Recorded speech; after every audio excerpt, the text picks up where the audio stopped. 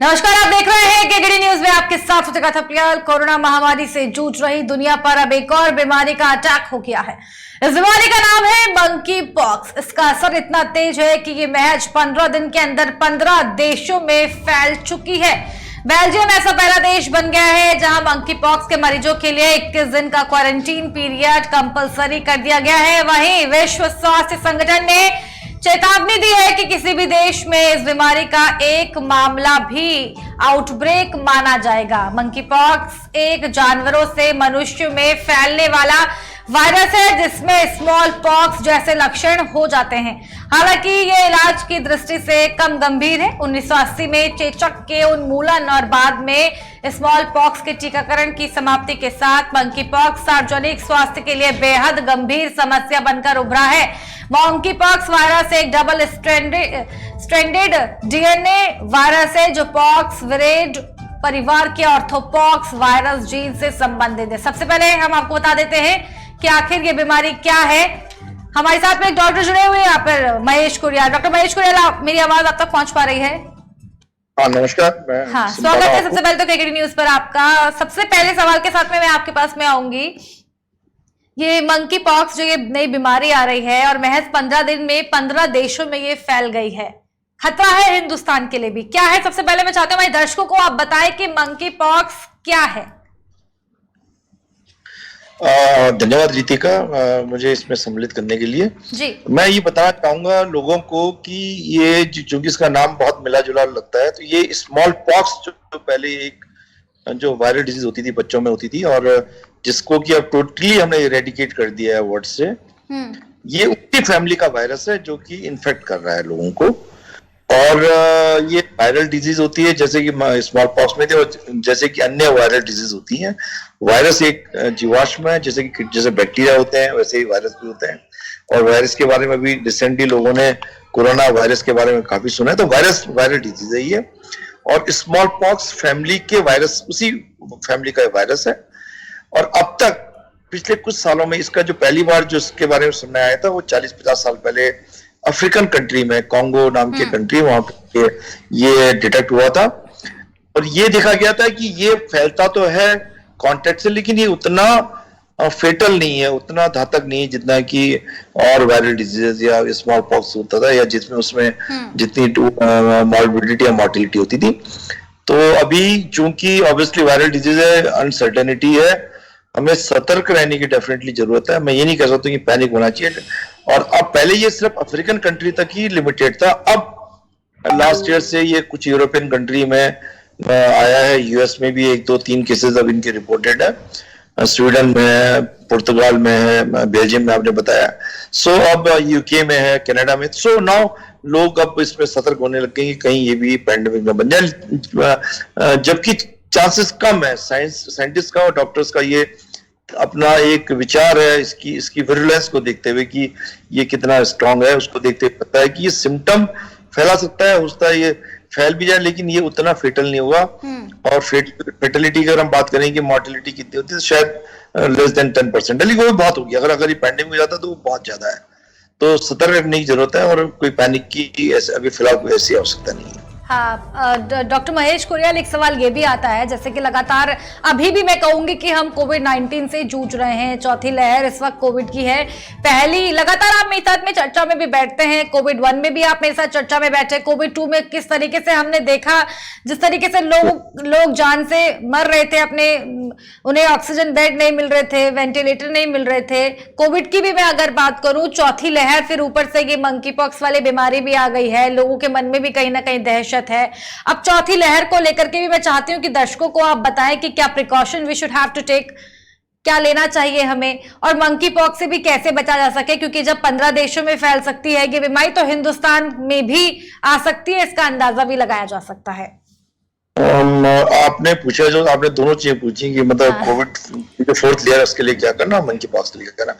देखिए, कोविड के लिए तो बहुत स्टैंडर्ड प्रिकॉशंस हमारे पास हैं जो हम लोगों ने अडॉप्ट किए हैं। और मास्क पहनना, थोड़ा हैंड सैनिटाइजेशन है, सोशल डिस्टेंसिंग, जो कि अब आई थिंक प्रैक्टिकली थोड़ा पॉसिबल नहीं हो पा रही है। इसका कारण ये है कि ऑब्वियसली अब ये इसका जो प्रभाव थोड़ा कम हो गया कोविड का, और दूसरा क्या है कि अब अधिकतर लोग वैक्सीनेट हो चुके हैं। तो अगर आप ऐसे इंडिविजुअल बेसिस पे रहें तो मैं यही कहूंगा भी कि अगर आप वैक्सीनेट नहीं हो तो वैक्सीन अपनी लगाइए, बूस्टर डोज लगाइए। कोशिश करें कि अगर जहां जहां पॉसिबल हो सके वहां पे मास्क एटलीस्ट पहन लें, और हैंड सैनिटाइजेशन की बात जो है वो अभी भी अगर आप कर सके तो अच्छी बात है।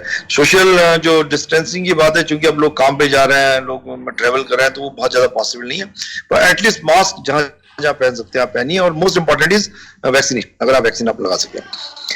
जहां तक मंकी पॉक्स की बात है तो ये WHO इसको लेके काफी सीरियस है, काफी वो चिंतित है, उनके अंदर वो लोग अपना इस पे डिस्कशन हो रहा है कि क्या करना चाहिए। तो अभी फिलहाल तो यही है कि जो हमारी जो अगर आप नेशनल लेवल पे देखें या हमारी अथॉरिटीज के पॉइंट ऑफ व्यू से देखें तो उनका तो यही है कि जो एटलीस्ट अफ्रीकन कंट्रीज से जो लोग आ रहे हैं या जो उन कंट्रीज से आ रहे हैं जहां पे ये केसेस डिटेक्ट किए गए, जैसे कुछ यूरोप की कंट्रीज हैं, US के कुछ सिटीज हैं, उनको एटलीस्ट मॉनिटर कर लें। अगर वो लोग आए मतलब क्वारंटीन ना भी कर पाए, उनको एटलीस्ट उनको मॉनिटर होना चाहिए कि उनके अंदर कोई सिम्टम आ तो नहीं रहे। क्योंकि ये देखा गया है कि जो अफ्रीकन कंट्रीज थी जहां पे मंकी पॉक्स ऑलरेडी था, उससे लोग इन्फेक्टेड भी थे, तो उनके अंदर देखा गया था कि 2 से 4 हफ्ते के अंदर यूजुअली ये अपने इनके जितने रैशेज हैं, स्किन के जो भी पस्ट्यूल्स बनते हैं वो ठीक हो जाते हैं, और 90% पेशेंट्स अपना ठीक हो जा रहा है। लेकिन मैं अगर 90% में 10% भी अगर हम सोचें, अगर ये पैंडेमिक होता है और 10% अगर मॉर्टिलिटी सोचें या 10% अगर डेथ रेट सोचें तो काफी ज्यादा होता है। पर चूंकि अफ्रीका में अभी तक ऐसा नहीं रहा, जब आपने देखो पहले इबोला वायरस आया था अफ्रीका से तो बहुत ज्यादा डेथ हो गई थी। कोरोना वायरस आया था वहां पे, कोविड वायरस जो कोविड का आया था चाइना से, भले वहां से कोई इन्फॉर्मेशन बाहर नहीं आ पा रही थी, लेकिन आपने देखा था कि जब हमारी कंट्री में जब लॉकडाउन नहीं हुआ तो वो लोग अपना पूरा उन्होंने वहां शहर पूरा उन्होंने लॉकडाउन कर दिया था। और ये सुनने में आया था कि वो लोग लोगों को जला दे रहे हैं एकदम, पर वो तो मार दे रहे हैं। इनफैक्ट इसका मतलब है कि मॉर्टिलिटी वहां पे बहुत शुरू में बहुत ज्यादा थी। डॉक्टर कुड़ियाल एक सवाल ये भी, हाँ डॉक्टर कुड़ियाल एक सवाल ये भी आता है कि कोविड-19 के बाद पूरे विश्व में जो हालत हमने देखी, हिंदुस्तान में हमने जो हालत देखी, उसके बाद से जो है लोग कहीं ना कहीं डरे हुए हैं, इसलिए मंकी पॉक्स से भी इनको डर लग रहा है। क्योंकि वही बात है कि मोर्टेलिटी रेट हमने जिस तरीके से देखा, लगातार लोग अपनी जान गंवा रहे थे, अस्पताल में जगह नहीं थी लोगों को पैर रखने के लिए, लोग रास्ते में ही दम तोड़ रहे थे। तो ये जो भयावह स्थिति लोगों ने देखी अभी पिछले 2 सालों में, उसको लेकर के लोग जो है डरे हुए हैं। उसके बाद तीसरी कोरोना की जो लहर है, इसको लेकर के भी डराया गया, उसको लेकर के भी अंदाजा था, अंदेशा जताया गया कि ये जो है बच्चों को कहीं ना कहीं अटैक करेगी। फिर कोविड-19 की 4th जो लहर आई, 4th वेव, उसको लेकर के भी लोगों के मन में डर है। अब ये वाली जो वेव है, अब ये जो डिसीज है, इसको लेकर लोग इसीलिए क्यों डरे हुए हैं कहीं ना कहीं, क्योंकि कोविड-19 ने पूरे विश्व को डरा दिया है। डेफिनेटली फियर साइकोसिस तो डेफिनेटली है, इसमें कोई डाउट नहीं है कि लोग बहुत मुश्किल से उभरे हैं। कितने लोगों ने अपने नियर एंड डियर्स को खोया इस कोविड के सेकंड उसमें, तो पैनिक तो डेफिनेटली है। As a doctor we also feel कि there is a panic, palpable panic है कि भाई क्या नई चीज आ गई है और अब कुछ नई से नई चीज आ रही है। पर इसमें थोड़ा सांत्वना की चीज यही है कि जिस कंट्रीज में ये 30-40 साल से वायरस ऑलरेडी एग्जिस्ट कर रहा था, जहाँ पे वहां पे बहुत ज्यादा इसने कोई बहुत ज्यादा कोविड की तरह उसने वहां पर डेथ रेट नहीं हुई है। और ये देखा गया कि सेल्फ लिमिटिंग है, वायरल डिजीज है, तो 2-3 हफ्ते में स्किन रैशेज आते हैं और अपने आप ठीक आते हैं। तो that is one thing which probably हमारे को हमारे अंदर आ सकता है। पर लेकिन डेफिनेटली अगर फैलता है और आदमी 20-25 दिन के लिए भी बीमार हो जाता है तो एक पैनिक सिचुएशन आ जाती है। उसके लिए देखिए, वायरल डिजीज के लिए most important is prevention. Disease इनके लिए दवाएं कुछ नहीं होती हैं। आप देखो इवन कोविड में कोई दवाई नहीं थी, सिर्फ प्रिवेंशन था। और जो सिक हो जाते थे तो उनके लिए सेकेंडरी, जब माना किसी को निमोनिया का तो निमोनिया इलाज होना है, किसी को और चाहिए और होना है। ऐसे वायरल डिजीज में सेल्फ लिमिटिंग होती है, अगर कोई कॉम्प्लिकेशन नहीं हो तो अपने आप 2-3 हफ्ते में अपने आप ठीक हो जाते हैं। और कुछ जगह पे जो स्मॉल पॉक्स की जो वैक्सीन थी, समझ माना अगर भाई भगवान ना करे हमें अगले 10 दिन में 7 दिन में मालूम पड़ता है कि वास्तव में फैल रहा है, तो आई थिंक स्मॉल पॉक्स की जो वैक्सीन है उसको शायद यूज में लाने की योजना है। और कुछ कंट्रीज में, यूके में शायद उन्होंने कुछ जो उनके हेल्थ वर्कर्स हैं जो कि एक्सपोज थे इस डिजीज से, उनको वैक्सीन लगाना शुरू भी कर दिया है। तो मैं मानता हूँ रितिका, डेफिनेटली अभी तो बहुत ज्यादा हम लोग सतर्क रहने की डेफिनेटली जरूरत है हमें। बट मैं चाहूंगा कि मीडिया के थ्रू आप ये बता सकें कि चूंकि इसके सिम्टम बहुत खराब नहीं होते हैं, अब स्किन के मैं डेफिनेटली ये सवाल आपसे लेने वाली थी डॉक्टर कुरियाल की ये मंकी पॉक्स की जो बीमारी है कितनी डेंजरस है, लोगों को क्या क्या प्रिकॉशंस लेने चाहिए। मैं चाहती हूँ दर्शकों को एक बार आप ये भी बताएं, क्योंकि लोग डरे हुए हैं कोविड-19 को लेकर के, जिस तरीके से लोगों ने अपनों को खोया है, रास्ते में दम तोड़ा है लोगों ने, मतलब तकरीबन हर परिवार से किसी न किसी को खोया है। तो वो तस्वीरें, वो घटना बेहद पहले मैंने आप बताया कि पहले तो ये एडमिनिस्ट्रेशन के लेवल पे होगा कि जो लोग ट्रेवल कर, क्योंकि हमेशा एक कांटेक्ट से आती है बीमारी, अपने आप नहीं आ सकती, थ्रू ह्यूमन या थ्रू एनिमल किसी के थ्रू आएगी। तो उसमें ये कि जो भी लोग उस कंट्री से आ रहे हैं या उस सिटी से आ रहे हैं जहाँ पे ये डिजीज ऑलरेडी एग्जिस्ट कर रही है, इनको लोगों को मॉनिटर करना पड़ेगा। अगर लगा तो उनको क्वारंटीन भी करेंगे। ये तो हुआ जो कि एडमिनिस्ट्रेशन करेगा। हमारे लेवल पे यही होता है कि भाई डेफिनेटली आप अगर आपको कहीं भी डाउट है या किसी आदमी को आपको लग रहा है कि सिम्टम्स है, फ्लू जैसे सिम्टम्स है या किसी के स्किन रैशेस, तो उनके कांटेक्ट में आने की आए आप उनके कांटेक्ट में, उनके बिस्तर को शेयर ना करें, उनके कपड़ों को शेयर ना करें। कोशिश करें कि उस आदमी को जिसके रैशेज आ रखे हैं, जिसको फ्लू लाइक सिम्टम है, देखिए इसमें होते सिम्टम वही है, बुखार आएगा, गला खराब हो सकता है, जाड़ा लग के बुखार आ सकता है, बॉडी एक जो मसल पेन होता है वो हो सकता है। तो फ्लू के जो सिम्टम होते हैं, बॉडी एक वगैरह सब हो सकता है। और लेकिन इसमें ये है कि जो कोविड में होता था उसमें स्किन के रैशेज आते हैं, जो फेस पे छोटे छोटे दाने, आप लोगों ने कभी पिक्चर देखी होगी स्मॉल पॉक्स वालों की, बचपन में कभी किसी फोटो में पुरानी कोई फोटो देखी होगी, तो दाने बनने शुरू आते हैं फेस पे, गले में, हाथों में, और फिर ग्रेजुअली 2-3 हफ्ते में वो धीरे धीरे वो पक्के वो झड़ जाते हैं और ठीक हो जाते हैं। तो सिम्टम तो बेसिकली बुखार फ्लू वाले ही होंगे, पर मैं समझता हूँ कि अभी मैं जहां तक मेरा अपना अनुमान है कि अभी इंडिया में कोई मंकी पॉक्स का कोई केस है नहीं, बट डेफिनेटली कुछ समझ नहीं लगता, क्योंकि इंटरनेशनल ट्रैवलिंग इतनी कॉमन, इतनी फ्रिक्वेंट है कि हमें ध्यान देना पड़ेगा, एडमिनिस्ट्रेशन में ध्यान देना पड़ेगा। डॉक्टर महेश कुरियाल, जिस तरीके से कोविड-19 से मैं इस बीमारी को इसलिए कंपेयर कर रही हूँ क्योंकि बीमारी का नाम भी हम लोग पहली बार सुन रहे हैं, क्या कोविड-19 जैसी खतरनाक है ये बीमारी? मैं पर्सनली लेवल को तो डेफिनेटली नहीं, इतना आपको परेशान होने की जरूरत नहीं, बिल्कुल नहीं। तो लोगों को चिंता करने की कि मैंने आप बताया कि ये एग्जिस्ट कर रही है पिछले 40 साल से 50 साल से, ये अफ्रीकन कंट्री में एग्जिस्ट कर रही है और वहां पे कोई इसने तबाही नहीं मचाई है। सो बहुत ज्यादा इसमें पैनिक ना हो, और इतनी डरने की बात नहीं है।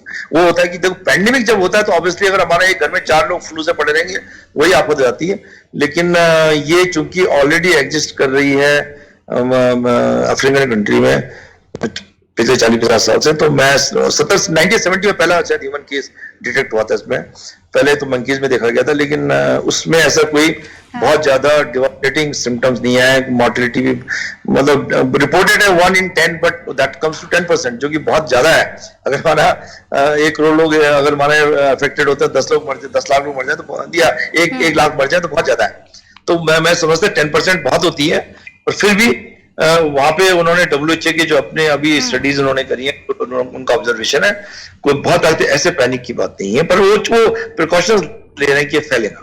हाँ, doctor Kuriyal, is this disease is communicable disease और व्हाट?